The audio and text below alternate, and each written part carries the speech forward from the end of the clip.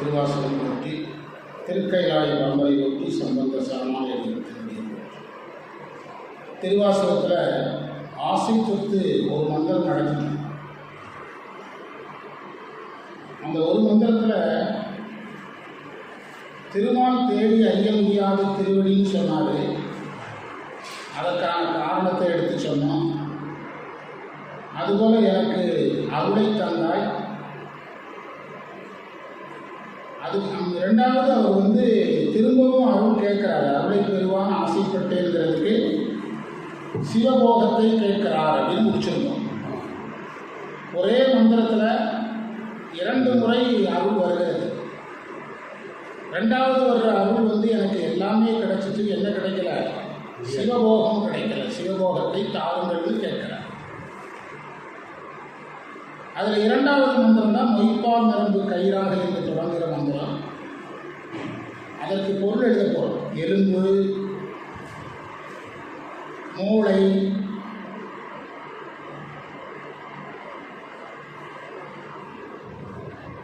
இவற்றையெல்லாம்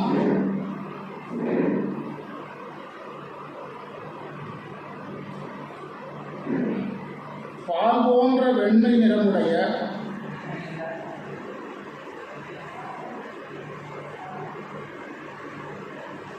நரம்புகளால் கட்டி நம்முடைய உடம்பு எவ்வளோ இழிவானதுங்கிறத மாணிக்கவாசகர் அழகாக சொல்கிறார். எலும்பு, கொஞ்சம் மூளை, அது சேர்த்துக்கணும், மூளையும் போடக்கூடாது, கொஞ்சம் மூளை, இதையெல்லாம் நரம்புங்கிற கையில் வச்சு கட்டி வச்சிருக்கிறான். தோலை கொண்டு மூடி வச்சிருக்கிறார். ஆமாம், தோலை கொண்டு மூடி வச்சிருக்கிறாராம்.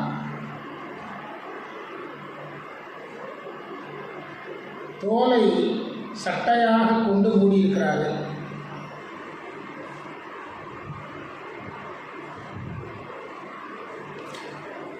இந்த உடம்பில் இருப்பதற்கு இயலாதவனாக நான் இருக்கிறேன்.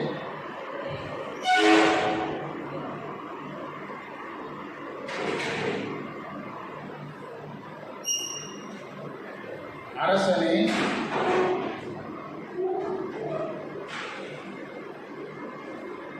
என்னை விரைவாக அழைத்துக் கொள்வாயாக.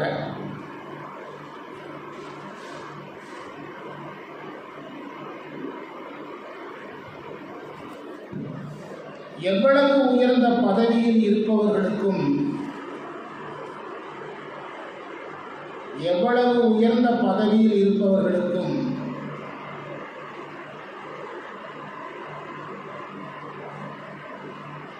அப்பாற்பட்ட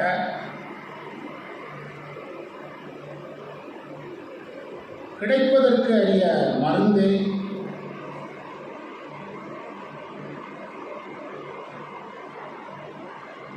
தந்தையே,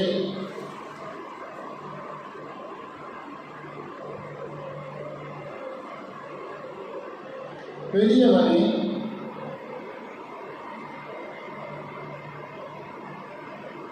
உன்னை காண்பதற்கு நான் ஆசைப்பட்டேன்.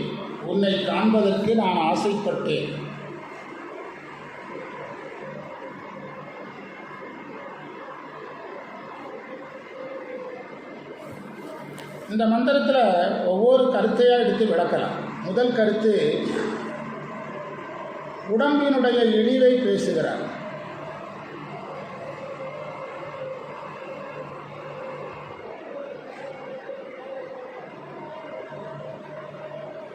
உடம்பின் இழிவை பேசியதற்கு காரணம், அவருக்கு இந்த உடம்பினுடைய தேவை முடிந்தது.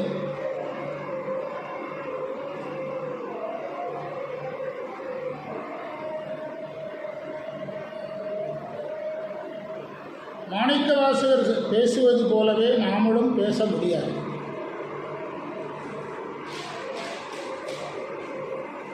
ஏனென்றால் நமக்கு இந்த உடம்பின் தேவை இருக்கிறது.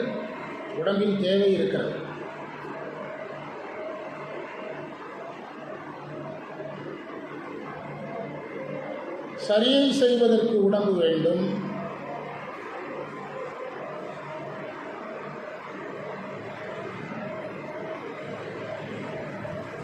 அதைவிட வலிமையான உடம்பு கிரியை செய்வதற்கு வேண்டும்.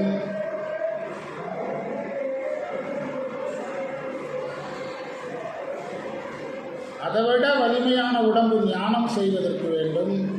இந்த யோகம், யோகிகள் தான் உடம்புல வலிமை வாய்ந்தவங்க சார். யோகிகள் தான் உடல் ரொம்ப வலிமை வாய்ந்தது. யோகம் செய்வதற்கு வேண்டும். ஆமாம், ஆன்மபலம் அதிகமாக வேண்டும். ஞானம் செய்வதற்கு அதைவிட வலிய உடம்பு வேண்டும்.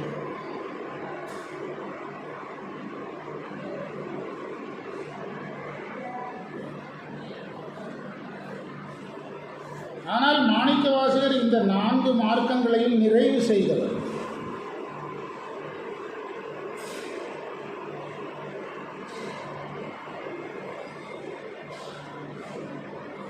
பயணம் முடிந்த பிறகு நம்ம டிக்கெட்டை கிழிக்கிற மாதிரி எது முடிஞ்சுது, உடம்பினுடைய தேவை முடிஞ்சுது, அதனால் எனக்கு என்ன வேண்டாங்கிறாரு, உடம்பு வேண்டாம்னு சொல்கிறார். ஆமாம், எக்ஸ்ட்ரா லக்கேஜாக நினைக்கிறாரு. கான்கிரீட்டுக்கு முட்டு கொடுக்குறோம். கான்கிரீட் ஸ்ட்ராங் ஆகிட்டுனா எதுக்கு வேலை கிடையாது. கான்கிரீட் ஸ்ட்ராங்கான பிறகு முட்டுக்கு வேலை கிடையாதுல்ல. வீடு கட்டினவர் இன்னொரு 40 நாள் கட்டினா அவன் மேலே சந்தேகம் வந்துடும். ஏன்டா சரியாக கட்டலையாடா, சந்தேகம் வந்துடும். உண்டா இல்லையா? காங்கிரீட் அந்த 22 நாள் முடிஞ்சால் முட்டை கொடுங்கணுங்களா, கொடுங்குறாரு. அவ்வளோதான், எனக்கு வேண்டாம், எனக்கு 4 தேவைக்காக கொடுத்தீங்க, முடிஞ்சுது. சரியாக யோகம் ஞானம் பண்ண உடம்பு தந்தீங்க, அடைஞ்சாச்சு, உடம்பு வேண்டாம் அப்படி சொல்கிறார். ஆனால் இது நமக்கு என்ன செய்யாது, பொருந்தாது. திருவாசகம் பாடுறதுக்காக உணர்ச்சி வசப்பட்டு பாடி மாணிக்கவாசகரோட இழிவாக உடம்பை பேசுகிறாருங்கிறதுக்காக நம்ம என்ன செய்ய முடியாது, பேச முடியாது. நம்ம பேச முடியாது. நமக்கு வேணால் ஸ்லேட்டு தேவையில்லாமல் இருக்கலாம் சார். அது 1ஆம் கிளாஸ் பையனுக்கு இது ரொம்ப முக்கியம். அவள் அதை தொடச்சி பத்திரமா வச்சாதான் பள்ளிக்கூடத்துக்கு போக முடியும். அதை புரிஞ்சுக்கிடணும் நம்ம. சிலர் இது ரொம்ப உற்சாகமாக பாடுவாங்க. என்னமோ இவங்களும் அந்த மாதிரி உடம்பை விட்டுட்ட மாதிரி பாடலாம். எழுசி முடியாது, விட முடியாது, விட்டால் பிரயோஜனம் கிடையாது. திருவாசகம் பாடுறதுக்கே இது வேணுங்க. திருவாசகம் பாடுறதுக்கே இந்த உடம்பு வேணுங்க. அதை புரிஞ்சுக்கிடணும் ஒன்று. ஆமாம், எனவே இவ்வாறு மாணிக்கவாசகர் சொல்வதிலிருந்தே அவர் ஜீவன் முக்தர் என்பது தெரிகிறது.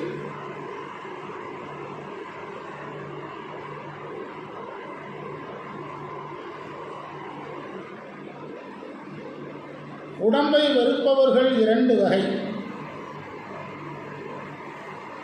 ஒன்று, ஞானம் பெறாமலே உடம்பை வெறுப்பவர்கள்.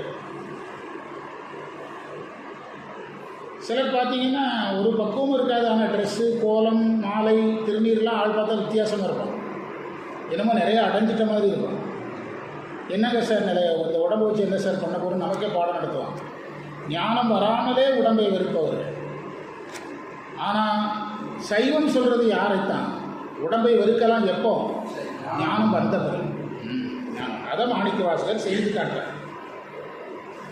இந்த உடம்பின் தேவை முடிந்தது, நான் இந்த உடம்பில் இருக்க விரும்பவில்லை, என்னை அழைத்துக் கொள்ளுங்கள். அந்த விண்வெளியிலிருந்து ஒரு அம்மா திரும்பி வந்தாங்கல்ல, அந்த விண்வெளியில் சுனிதா வில்லியம்ஸுங்கிற அம்மா. ஆக்சுவலாக அந்த அம்மா வர வேண்டிய டைம் பல மாதங்களுக்கு முன்பு. சுனிதா வில்லியம்ஸுங்கிற அம்மா விண்வெளி ஆய்வுக்கூடத்தில் எக்ஸ்ட்ரா ஒரு 10 மாதம் இருந்தாங்க. 10 மாதத்துக்கு அவங்களுக்கு எந்த டியூட்டியும் அவங்களுக்கு கிடையாது. அங்கே அவங்களுக்கு தேவையில்லை. எக்ஸ்ட்ரா இருந்ததுனால அவங்க உடம்பு கெட்டது தான் மிச்சம். அந்த நரம்பு தசைகள் எல்லாமே எதுக்கு மாறிட்டு, அந்த மண்டலத்துக்கு மாறிட்டு. ஆமாம், கீழே கொண்டு வந்தோடனே மெடிக்கல் செக்கப்பில் போட்டு அந்த மாதிரி ட்ரீட்மெண்ட்டில் தான் உட்காந்துருக்கு. குறிப்பிட்ட காலத்துக்கு மேல் எதுவும் கூடாது. நான் சமீபத்தில் ஒரு உதாரணம் சொன்னேன். 6 மாதத்தில் குழந்தை பிறந்தாலும் ஆபத்து, 10 மாதத்துக்கு மேலே வாய்ப்புகள் இருந்தாலும் ஆபத்து. புரியுதா? மாணிக்கவாசகரை பொறுத்தளவு 10 மாதம், ஒரு நாள் இருந்தாலும் ஆபத்து. மாணிக்கவாசகரை பொறுத்தளவு என்ன வேண்டாம், எனக்கு உடம்பு வேண்டாம், என்னை அழைத்துக் கொள்ளுங்கள்னு கூப்பிட்றாரு. இவ்வாறு சொல்லுகின்ற பக்குவம் மாணிக்கவாசகருக்கு இருந்ததை அவர் பின்னால் வருகின்ற 2 வரிகளில் சொல்கிறார். 2 வரிகளில் சொல்கிறார். 3வது வரி என்னது படிங்க. 3வது வரி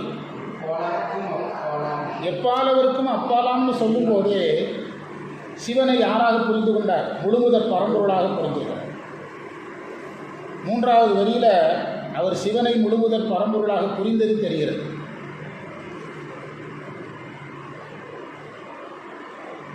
3வது வரியினுடைய கடைசி வார்த்தை என்னது? ஆரமுதே. அப்போ அவர் பேரின்பத்தை அனுபவித்து ஜீவமுக்தராக இருந்தது தெரிகிறது. பேரின்பத்தை அனுபவித்து ஜீவமுக்தராக இருந்தது தெரிகிறது.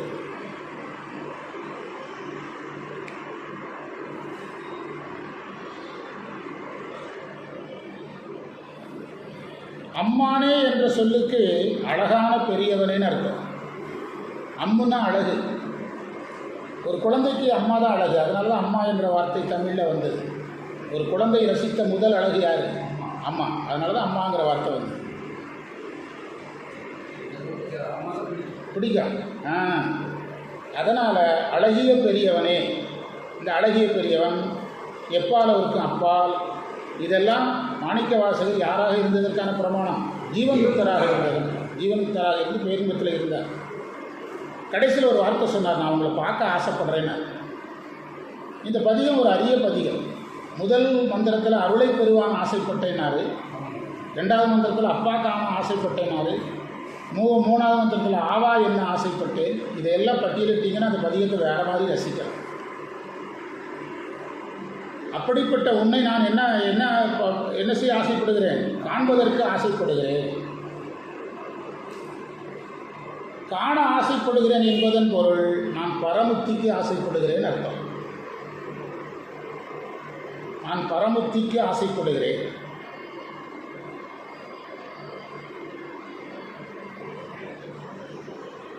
ஆத்மாவுக்கு எது இலக்கணம்? எதற்கு ஆசைப்படுறது? பரமுக்திக்கு ஆசைப்படுறது ஆத்மாவுக்கு இலக்கணம். எனவே இது ஆத்மா இலக்கணம். அவ்வளோதான். அதுதான் வரி. அதுக்கு மேலே ஏம் கிடையாது. அல்டிமேட் ஏம்பாங்க. அல்டிமேட் ஏம் அவ்வளவுதான். பரமுக்திக்கு ஆசைப்படுது. ஹையஸ்ட் ஏம், அல்டிமேட் ஏம் அப்படி சொல்லுவாங்க வேதாந்திகள். அடுத்த மந்திரத்துக்கு பொருள் பார்த்தோம்னா கிளம்பிடலாம். ஒரே மந்திரம் 10 நிமிஷம். பொருள் எழுதுங்க. 3வது மந்திரத்துக்கு அரசனே,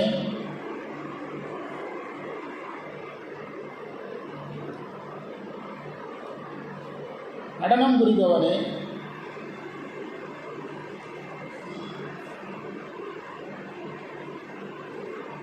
சுந்தரர் தேவாரம் காலையில் படித்தோமா? இதில் வருது பாருங்கள், தடுத்தாட்கொள்ளும் குருவே. அது இருக்குது. அது எங்கே இருக்குங்கிறது நம்ம உரை சொல்லும்போது சொல்லுவோம். தடுத்தாட்கொள்ளும் குருவே,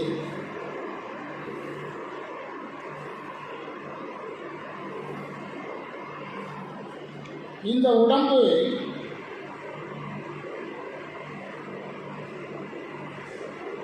நினம் வடியக்கூடியது. நினம்னா என்னதுன்னா, ஒரு கட்டி வந்ததுன்னா அதில் தண்ணி வடிச்சிக்கிட்டே இருக்கும். அந்த தண்ணிக்கெல்லாம் பேர் நினம். கெட்ட ரத்தம், நீர்.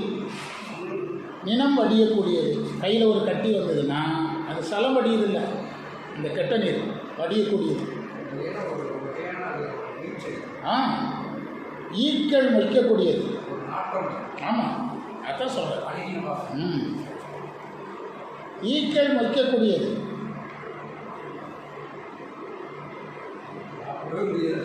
ஆமாம், அழுக்கு நிறைந்தது. அழுக்கு நிறைந்தது.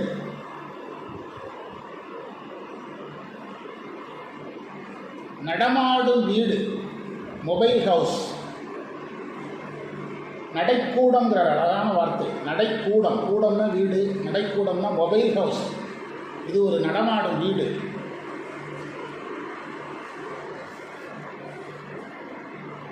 இந்த உடம்பு அழியும்படியாக செய்.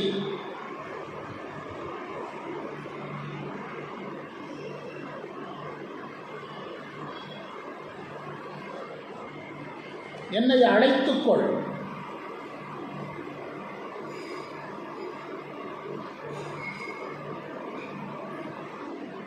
மேலானவனே, மேலானவனே,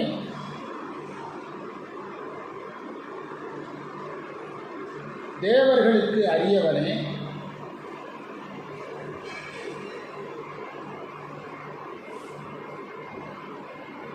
மங்களப் பொருளே,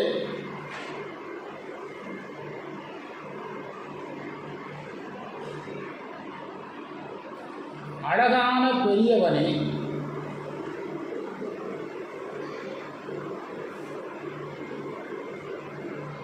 நீ என்னை பார்க்க வேண்டும்.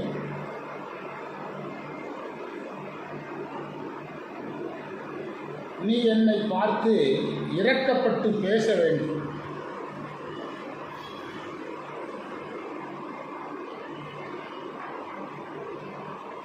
அல்லது இரக்கப்பட்டு குறிப்பு காட்ட நான் விரும்புகிறேன்.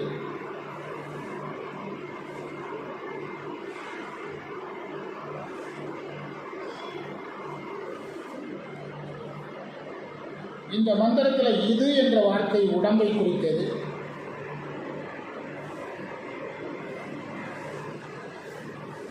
ஆவா என்ற சொல்லுக்கு ஐயோ என்று பொருள்.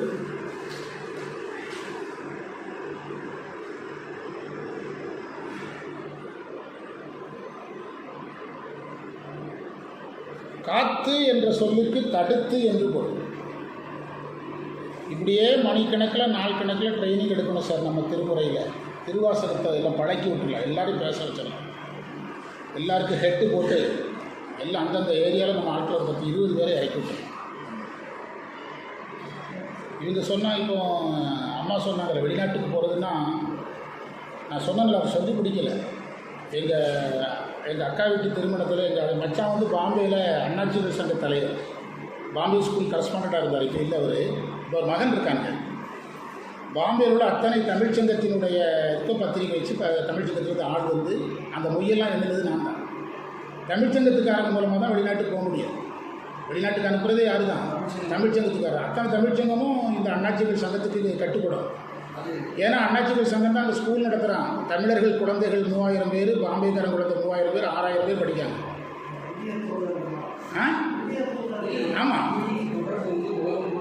ஆமாம், தமிழ்ச்சங்கத்தோட அந்த தமிழ்ச்சங்கம் ஃபுல்லாக இவங்க கண்ட்ரோலுக்கு வந்துடும். என்ன காரணம்னா இவங்க ஸ்கூல் நடத்துறதுனால 3000 பேர் படிக்கிறாங்க.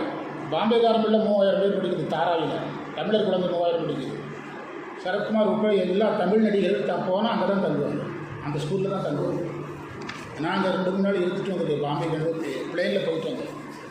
அந்த ஆசையில் நமக்கு துளி கூட கிடையாது. வெளிநாட்டுக்கு போகிறது நம்மள்கிட்ட பெருசாக சொல்கிறாங்க, எனக்கு அதில் விருப்பமே கிடையாது. உள்நாட்டில் ஏதாவது உருப்படியாக என்ன செய்வோம், உள்நாட்டில் நல்லது செஞ்சால் அதே சந்தோஷம். நான் தான் காலையில் சொன்னேன்ல, நான் எதையெல்லாம் அடைய விரும்பினா எனக்கு அதில் திருப்தி வந்துச்சு. ஆமாம் ஆமாம், அதுக்காக போகுது. ஆமாம் ஆமாம், அவ்வளோதான். கலாவதி டீச்சர் மகன்கிட்ட சொன்னாலே போயிட்டே இருக்கலாம் வெளிநாட்டுக்கு. அவர் அமெரிக்காவில் உள்ள அத்தனை சங்கமும் தொடர்பு. அதை சொல்ல வந்த காரணம் வேறு. எதுக்கு சொல்ல வந்தேன்னா, நம்ம டீமை நாம் வளர்த்ததே நான் ரெஸ்ட் எடுக்க தான். இப்போ என்னாச்சுதுன்னா டீமை வளர்த்ததுனால வேலை செய்ய வேண்டியது ஆகிடுச்சு. அதை சொல்ல வந்தேன். இப்போ என்னால் வந்து ரெஸ்ட் எடுக்காமல் வேலை செய்ய முடியல.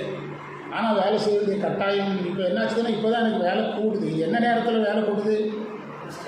ரெஸ்ட் எடுக்கிற நேரத்தில் வேலை கூடும். அதை சொல்ல வந்தேன். இப்போ நம்ம ஆதிமன் கோயிலெலாம் நம்ம ஆட்களை கொண்டு முதல்ல இறக்குனதே நான் அந்த வேலையை விடுறதுக்காக தான் கொண்டு இறக்கணும். கடைசியில் நடந்ததுன்னா எனக்கு இது வேலை கூடி போச்சு. இப்போ இந்த மந்திரத்தை அதைத்தான் இதில் சொல்கிறார். என்ன சொல்கிறாரு பார்க்கலாம். அந்த உடல் சார்ந்த செய்திக்கு திரும்ப விளக்க வேண்டாது, ஏற்கனவே சொல்லிட்டோம். வேறு செய்தியெல்லாம் பார்க்கலாம். உடம்பினுடைய இழிவை அப்படி சொல்கிறாருன்னா, அந்த உடம்பினுடைய இழிவு தெரிஞ்சாலும் எதை விட மனசு வரும், அதுக்காக அவர் இழிவை சொல்கிறார். சித்தர்கள் இப்படி சொல்ல மாட்டாங்க. சித்தர்கள் உடம்பினுடைய இழிவை சொல்லவே மாட்டாங்க. ஒரு இடத்து திருமுறள் ஒரு இடத்த கூட சொல்ல மாட்டாங்க. என்ன காரணம்னா அவங்க அது கூட இருக்க விரும்புவாங்க. அந்த சித்தர்கள் ஸ்டேஜை விட மாணிக்கவா ஸ்டேஜ் கொஞ்சம் அட்வான்ஸ். எதை வெறுக்கிற ஸ்டேஜ்? உடம்பை வெறுக்கிற ஸ்டேஜ். வெறுத்தெல்லாம் நாம் வெறுக்கிறது வேறு. நாம் வெறுக்கிறது வந்து அது ஒரு இது காவி ட்ரெஸ் எல்லாம் போட்டுக்கிட்டு நம்முடைய வேடங்களை எல்லாம் மாற்றிக்கொண்டு, ஆமாம், அது ஒரு வெறுப்பில் போகிறது. நேற்று நம்ம வகுப்பு முடிக்கும்போது வடக்கு பக்கம் ஒரு திண்ணையில் ஒரு தம்பி உட்காந்துருந்தானே, யாருக்கு ட்ரெஸ் எல்லாம் போட்டு வித்தியாசமாக உட்காந்துருந்தான் ஒரு பையன். சட்டை காவி, இதில் காவி, சட்டை காவி, வேஷ்டி காவி, ஒரு சின்ன வயசு பையன் உட்காந்துருந்தான் கோயிலில் இந்த பக்கம். சின்ன வயசில் எது கேட்டேன்னா அதில் உட்காந்துருந்தாலும் வகுப்புக்கு வந்தானான்னு பார்க்குறது கேட்டேன். நம்முடைய உடல் நெருப்பு வேறு நிறைய இருக்காங்க. அது வந்து ஒரு கற்பனையில் அப்படின்னு மிதக்கிறது. எத்தனை வருஷம் மிதந்தாலும் புறப்படத்தில் தான் வண்டி நிற்கும். ஆமாம், நமக்கே ஆசை சொல்லுவாங்க. அதெல்லாம் பஸ் ஸ்டாண்டை விட்டு வெளியே வராத டவுன் பஸ்ஸில். டவுன் பஸ்ஸை எடுக்கிற மாதிரி எடுத்துகிட்டு பின்னால் 15 அடி எடுப்பான். இப்படியே 3/4 மணி நேரமாக ஓட்டுவாங்க ப்ரைவேட் வண்டிக்காரன். அதெல்லாம் ப்ரைவேட் டவுன் பஸ் ஒரு நாளும் கரை சேராது. நாங்கள்லாம் அந்த மாதிரி எத்தனை ஆயிரம் பேர் பார்த்துருக்கோம். எத்தனை ஆயிரம் பேர் பார்த்துருக்கோம். ஆமாம், வெறும் வேடங்களாக இருக்கும். கடைசியில் பார்த்தீங்கன்னா ஒரு 20 வருஷம் போலீஸ் பிடிச்சிட்டு போயிடும். போலீஸ் பிடிச்சிட்டு போகிறத விட வரலாறு முடிஞ்சிடும். எத்தனை ஆயிரம் பேர் நாங்கள் பார்த்துருக்கோம். பொறுமையாக உட்காந்து பார்த்துட்டு இருக்கோம்.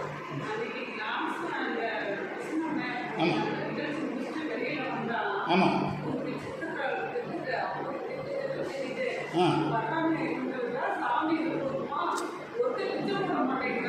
அப்படின்னு திட்டுறாங்க. அவனுடைய எதிர்பார்ப்பு அவன் திட்டுறான். பிச்சைக்காரனுக்கு நம்மளை பிடிக்கல பாருங்க, ஆரம்பிச்சு போகிறோம்.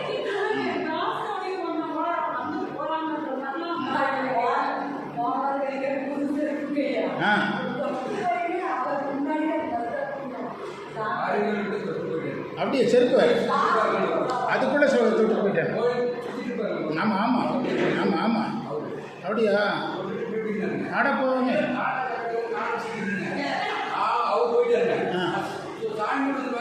செருப்பு வேண்டாம். எவ்வளோ பெரிய கொடுமை.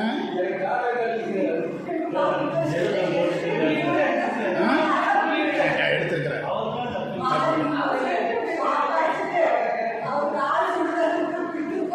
இல்லை, இப்படி உலகத்தில் பற்று விடாமலே வேடத்தில் ஒரு கூட்டம் இருக்கும். அது நான்லாம் இதில் எத்தனை 1000 பேரை பார்த்தேன்.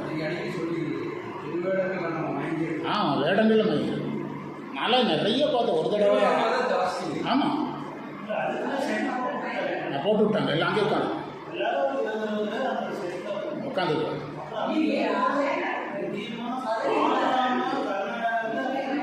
அவங்க தான் அதிகமாக இருக்காங்க.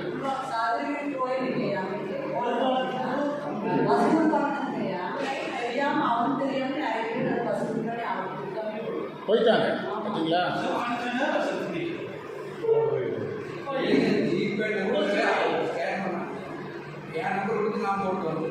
அப்படி வந்துடுறது. அதாவது வாங்கிட்டாங்க அவ்வளோ. இதில் நான் இந்த மாதிரி நிறைய பார்த்தேன். ஒரு தடவை நாங்கள் கோயம்புத்தூர் போனோம். நிறைய சம்பவத்தில் ஒரு சம்பவம் சொல்கிறேன். கோயம்புத்தூர் ஒரு தடவை போனோம். கோயம்புத்தூர் வள்ளலார் நிலையத்தில் எங்களுக்கு வள்ளலார் நிலையம் சம்மந்தப்பட்ட நிகழ்ச்சி. வள்ளலார் நிலையத்துக்கு போனால் துமுதுமுன்னு கூட்டம் வருது. என்ன வள்ளலாருக்கு விழா வளர்க்கலாம்னு நான் கேட்குறேன். இல்லை, வாழ்க வளமுடன்காரங்க இதில் நிகழ்ச்சி கொண்டு வாங்குறாங்க. ஏன்னா வள்ளலார் ஆட்டும் வரல, அதனால் அந்த இடத்த யாருக்கு கொடுத்துட்டாங்க? அவங்க நிகழ்ச்சி நடத்த கொடுத்துட்டாங்க. ஓகேன்னு விட்டாச்சு. வள்ளலார் ஆட்கள் கொஞ்சம் தான் வந்திருக்காங்க. வெளியே நின்றுட்டுருக்குறோம். திடீர்னு ஒருத்தர் வந்தார். நல்ல ஒல்லியாக ஹைட்டாக, பச்சை வேட்டி பச்சை சட்டை, அவர் கூட 2 பேர். அவர் ஒருத்தர் சொல்கிறான், இவர் சாமி சித்தருங்க அப்படிங்கிற ஒருத்தர். உடனே நம்ம ஆட்கள் கவனிக்க ஆரம்பிச்சிட்டாங்க. கவனிச்ச உடனே இங்கே இருக்கிறாரா? சிதம்பரத்துலேயும் இப்போவே இருப்பார் அப்படிங்களாங்கிற ஒருத்தன். இப்போ ஒரு 5 நிமிஷத்தில் எல்லாருக்கும் தீக்கை கொடுக்க போகிறாரு. வரிசையாக நில்லுங்க. நம்ம ஆட்கள் எல்லாம் நின்றுட்டாங்கன்னா வயசு 80-90 எல்லாம் பெருசுகள் எல்லாம் நின்றுட்டான். என்னையை கூப்பிட்டாங்க. திடீர்னு எவனாவது வருவான், தீட்சி கொடுக்குறேன்னு சொல்லுவான். அப்படி எல்லாரும் சொல்ல முடியும். யார் சொல்லணும்? அந்த உடல் பற்றி தேவையில்லாதவங்க சொல்கிறது வேறு, உடல் பற்றி தேவை இருக்கிறவங்க. நான் தேவை இருக்கும்போதே நாம் அதுக்கான வேடங்களுக்கும் அதுக்கும் என்ன செய்யக்கூடாது, போகக்கூடாது. எனக்கு இந்த உடம்பு தேவைன்னா எனக்கு காவி ஆகாது. நான் ஒரு காவி கிடச்சிதுங்கிறதே கட்டலாம் தவிர அதை என்னுடைய யூனிஃபார்மாக என்ன செய்ய முடியாது, மாற்ற முடியாது. எனக்கு இந்த உடம்பு தேவை இருக்க வரைக்கும் மாற்ற முடியாது. அதைத்தான் இதில் என்ன சொன்னார், அந்த உடம்பின் இழிவை சொன்னதற்கு காரணம் அவருக்கு அது தேவை. இழிவை சொல்கிறதுல 2 இருக்குது. சீச்சி இந்த பழம் பிடிக்குங்கிறதுக்கு என்ன சொல்லுவாங்க பள்ளிக்கூடத்தில் படிக்கும்போது, அந்த பழம் 8வது நாள் சீச்சி இந்த பழம் பிடிக்கும். ஒருத்தன் திராட்சை பழம் படுத்து கிடக்குது, குதித்து பறித்து பார்க்குறேன், எட்டலை. கடைசியில் என்ன சொல்கிறான், சீச்சி இந்த பழம் பிடிக்கும்னு சொன்னான்னு ஒரு கதை உண்டு. சின்ன கிளாஸில் சொல்லிக் கொடுப்பாங்க. இது அந்த சீச்சி இல்லை, மாணிக்கவாசலுக்கு சொல்கிறது. உண்மையிலே என்ன செய்கிறாரு, வேண்டாம் என்று சொல்லி வெறுக்கிறார். அதுதான் விரதம். அதான் அதான் சீவாய்ந்து ஈமைத்து அழுக்கொடு தெரியும் சிறுகுடில் இது சிதைய கூவாய். கூவாய்னா என்னை அழைத்து கொள்வாய்ன்னு கூப்பிடுறாரு. அதுதான் எந்த முக்தி நிலையை விரும்புகிறாரு? ஜீவன் முக்தியில் இருந்து கொண்டு பரமுக்தியை கேட்கிறார்.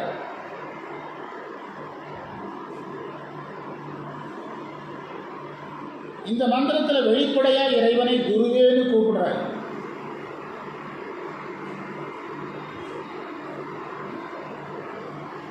உரையில் நாம் தடுத்தாட்கொண்டான்னு உரை எழுதியிருக்கீங்களா? ஆனால் அங்கே இருக்காது. அந்த காத்து ஆட்கொள்ளுங்கிறது தான் தடுத்து ஆட்கொள். தமிழில் காத்து என்ற சொல் தடுத்து என்று பொருள் தரும். காத்து என்ற சொல் தடுத்து என்று பொருள் சொல். ஆட்டக்காரர் சிவான்னு பாருங்க, ஒருத்தர் நிற்கிறார்.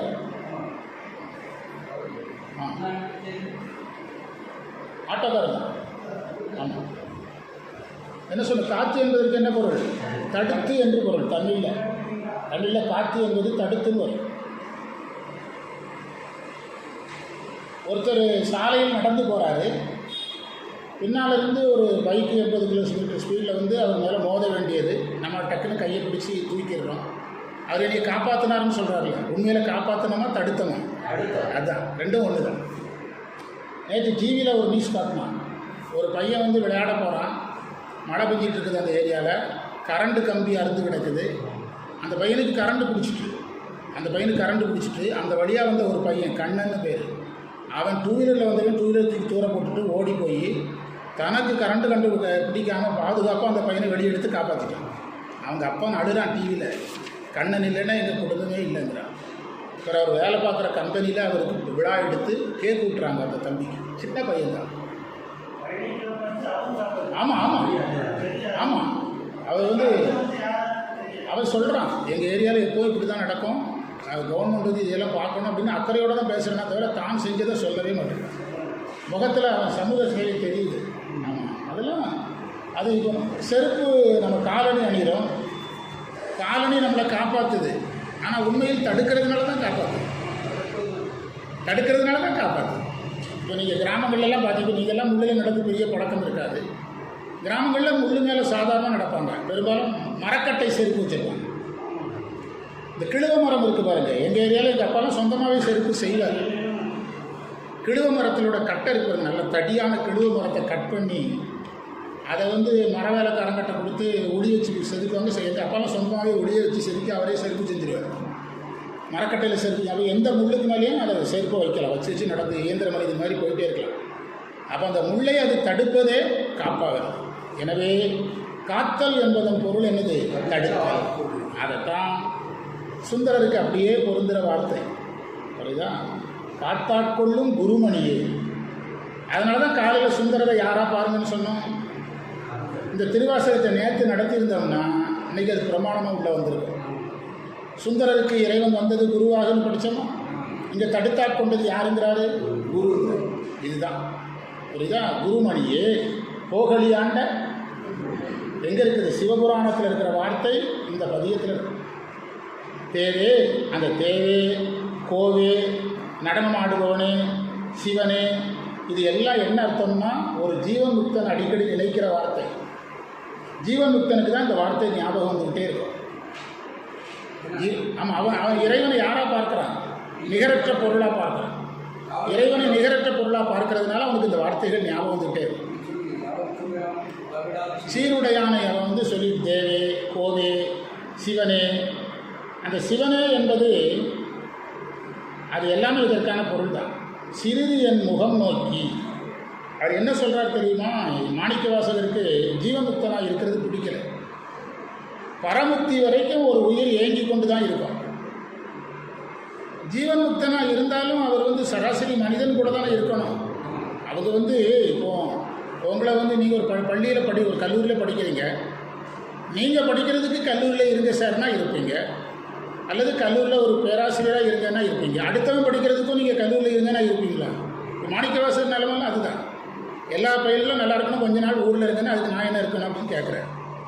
இந்த திருவருட்பயனில் கடைசி மந்திரம் இருக்குது. கள்ளத்தலைவர் துயர் கருதி தங்கருணை வெள்ளத்து அலைவர் மிக. திருவருட்பயன் 100வது மந்திரம்.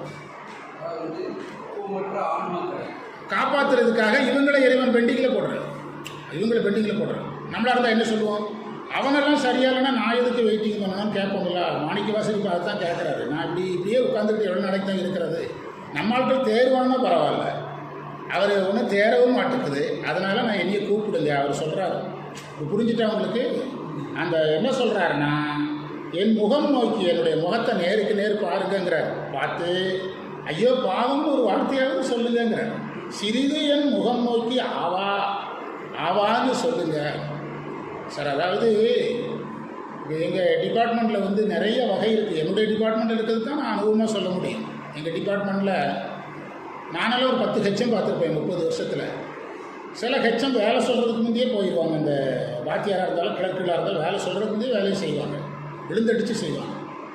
ஏன்னா அவர் ஒரு கணிப்பு வச்சுருப்பார். திருப்பூர் போயிட்டு கோயம்புத்தூர் போயிட்டு வந்திருக்கிறாரு, இவர் 200 செலவு இருக்கும், இந்த 500 வச்சுருந்த சார் கொடுத்துருவார். சில ஹெச்எம் வேலை சொன்னால் போக மாட்டாங்க. ஏன்னா என்ன வாங்க முடியாது, பணம் வாங்க முடியாது, நகர மாட்டாங்க. சில ஹெச்எம் வேலை சொன்னால் செய்ய மாட்டாங்க. சில ஹெச்எம் என்ன செய்யணும், பணம் கொடுக்க மாட்டார். ஆனால் குமார் உங்களை ரொம்ப பாராட்டுறேன், உண்மையிலே என்ன உழைப்பு. நேற்று நீங்கள் திருப்பூர் போய் கோயம்புத்தூர் போய் அதுக்கு ஒரு ஆஃபீஸுக்கு வந்து எல்லாம் ரிப்போர்ட்டை கொடுத்து உங்களை பாராட்டுறேன் அப்படின்னு முகத்தை பார்த்து 4 நல்ல வார்த்தையாவது என்ன செய்வாங்க, சொல்லுவாங்க. இது நிறைய ஆமாம், நீ இல்லைன்னா இதை செய்ய முடியாது, ஒன்று நீ இல்லைன்னா பள்ளிக்கூடமே கிடையாது அப்படின்னு சொல்லுவாங்க. இதில் எந்த ஹெச்எம் பெஸ்ட்டுன்னா வேலையை வாங்கிட்டு எதை கொடுக்கணும், பணத்தை கொடுக்கணும். வந்த உடனே 500 ரூபாய்க்கு தூக்கி வீசினா தான் அதை. நான் வேலை பார்த்த ஸ்கூலில் ஒரு கிளர்க்கு ஒரு ஹெச்எம் பணமே எடுக்க மாட்டார். ஹெச்எம் வேலை சொல்கிற போகும்போது நாளைக்கு லீவ் சார்ண்ணா, புதன்கிழமை 15 நாளைக்கு லீவ் சார் அப்படின்னு. வேறு தொந்தரவு தாங்க லீவை ஸ்கூலை மாற்றிட்டான், ஸ்கூலையே மாற்றிட்டான், தொந்தரவு தாங்க. நீங்கள் டிபார்ட்மெண்ட்டில் என்ன இல்லாமல் வேலை நடக்காது, பணம் இல்லாமல். அந்த போக்குவரத்து அப் அண்ட் டவுன் உணவு செலவு எல்லாம் கரெக்ட் பண்ணி கையில் என்ன செய்யணும், கொடுக்கணும். அப்போ தான் இன்னொரு தடவை போவோம். பிறகு அவனுடைய முகத்தை பார்த்து நம்ம என்ன சொல்லணும், இப்போ நீங்கள் பள்ளிக்கூடத்துக்கு உங்கள் குழந்தை போயிட்டு வந்தாலே நல்லா உழைச்சிருக்கிறா, முகத்தில் எவ்வளோ கஷ்டம் களைப்பாக இருக்கிறா, தண்ணி குடி, சர்வத்து குடி, இதை குடின்னு பாராட்டணும்ல. அது மாதிரி இறைவன் வந்து என்ன செய்கிறாரு, இறைவன்கிட்ட எதிர்பார்க்குறாரு, என் முகத்தை கொஞ்சம் பாருங்கள், போகும். அப்போ தான் அந்த சோறு போகும். சிவனெல்லாம் அப்படி சொல்லக்கூடியவர் கிடையாது. எப்போவுமே பெரிய வேலைக்காரங்க அடுத்த வேலைக்காரங்களையும் வேலை தான் வாங்குவாங்களே தவிர ஒன்றும் சொல்ல மாட்டாங்க. பெரிய வேலைக்காரங்கிட்டலாம் எதிர்பார்க்க முடியாது. நான் மடத்தில் தம்பிரான் சுவாமி மாட்டேன் யார்கிட்ட முதல்ல அடிக்கடி பேசுவார். அப்போ சொல்லுவார், நீங்கள் தான் செவ்வாய்க்கிழமை செய்யட்டா புதன்கிழமை செய்யட்டான்னு சொல்கிறீங்க, எங்களுக்கெல்லாம் உத்தரவு மட்டும்தான் வரும். இந்த மாதிரி திருவண்ணாமலையில் 8 மணிக்கு திருவண்ணாமலை கோயில் கோபுரத்துக்கு முன்னால் நிற்கணும் அப்படின்னா நாங்கள் நிற்கணும். வயிற்று வலிக்கு தலைவலிக்கு எதுவுமே சொல்ல முடியாது அப்படிம்பாங்க. நீங்கள் பெரிய வேலைக்காரங்க தனக்கு கீழே இருக்கிற எல்லாத்தரை பார்த்து இறக்கப்பட்டிருக்கலாம் நேரம் இருக்காது. பிரதமர் இருக்கிறாருன்னா அவரும் பிஸியாக தான் இருக்கிறாரு, அமித்ஷாஜியும் பிஸியாக தான் இருக்கிறாரு. ஒருத்தருக்கு எப்படி ஆறுதல் சொல்லிடுறது, இருக்க முடியாது. ஆமாம், யாருக்கு எல்லாரும் பிஸியாக தான் இருப்பாங்க. ஆமாம், அப்போ வந்து அதை ஒருத்தர் பார்த்தெல்லாம் ஆறுதல் சொல்லி இது அதை இறைவன் அவர் மாணிக்கவாசகர் முகத்தையாவது கொஞ்சம் பார்த்து ஐயோ பாவம்னாவது சொல்லுங்கள். ஆமாம், நான் இங்கே இருக்க வேண்டிய அவசியம் கிடையாது, நான் ஜீவன் முக்தர். என்ன பிடிச்சி இங்கே உட்கார வச்சுட்டீங்க, யாரோ திருந்துறதுக்கு என்னையை வச்சு படுத்திக்கிட்டு இருக்கிறீங்க, புரியுதா? நான் யாராக வேண்டியவன், எனக்கு இங்கே இருக்க விருப்பம் இல்லை. நான் பரமத்திக்கு உரியவன் அவர் சொல்கிறாலோ இல்லையோ, அவருக்கு இங்கே இருக்க விருப்பம் இல்லை. அதனால் என்னுடைய முகத்தை பார்த்து ஆவான்னா ஐயோ என்று சொல்லி இறக்கமாவது படுங்க. என்ன அப்படின்னு நீங்கள் சொல்லணும்னு நான் ஆசைப்பட்டேன். கண்டாய் என்ற சொல்லுக்கு உரையாசிரியர்கள் பொருள் சொல்ல மாட்டாங்க. ஆனால் நம்ம கண்டாய் என்பதற்கு பொருள் எடுக்கணும். இது என்னுடைய நிலை என்பதை நீ எங்கிருந்து கண்டாய், எனக்குள் இருந்து கண்டாய்னு பொருள் எடுக்கணும். அப்படி இல்லைன்னா மாணிக்கவாசகர் அந்த வார்த்தையை திரும்ப திரும்ப பயன்படுத்த மாட்டார். பொதுவாக தமிழில் பொருள் எடுக்க வேண்டாத வார்த்தைகளை ஒரு தடவைக்கு மேலே பயன்படுத்த மாட்டாங்க. ஒரு தடவை கண்டாயம் வந்தால் விட்டுடலாம், 10 தடவை சொல்கிறேன். அப்போ அதுக்கு நம்ம பொருள் எடுக்கணும். நீங்கள் எங்கேருந்து, என்னுடைய ஆசையெல்லாம் உங்களுக்கு எங்கேருந்து தெரியும், எனக்கு உள்ளிருந்து நீங்கள் பார்க்குறீங்க. அகத்தூர் நோய்க்கு உள்ளினரன்றி சகத்தவரும் காண்பாரோ தான். ஒரு வீட்டில் இருக்கிறவனுக்கு என்ன நோய் இருக்கிறது வீட்டுக்குள்ளே இருக்கிறவனுக்கு தெரியும். அதே மாதிரி எனக்கு என்னென்ன பிரச்சனைங்கிறது உனக்கு தெரியும், நீ எங்கே இருக்கிற அப்படின்னு உமாபதி சிவன் சொல்கிறார். அப்படி ஒரு அரிய பாடல்கள். அந்த 2 மந்திரத்தை நாம் நிறைவு செய்திருக்கோம். சரியா? இந்த பதிவு நிறைவு, பதிவை கொடுக்கும்போது இதில் வந்து பாடம் அல்லாத இது இருக்குது, அதை எடுத்துக்கிட்ட சொல்லணும், எடுத்துகிட்டு போட சொல்லணும். நிறைவு கொண்டுறோம். சிவாய நம்ம பிழைத்தவை பொறுக்கையெல்லாம் பெரியவர் கடமை போட்டி. சிவாய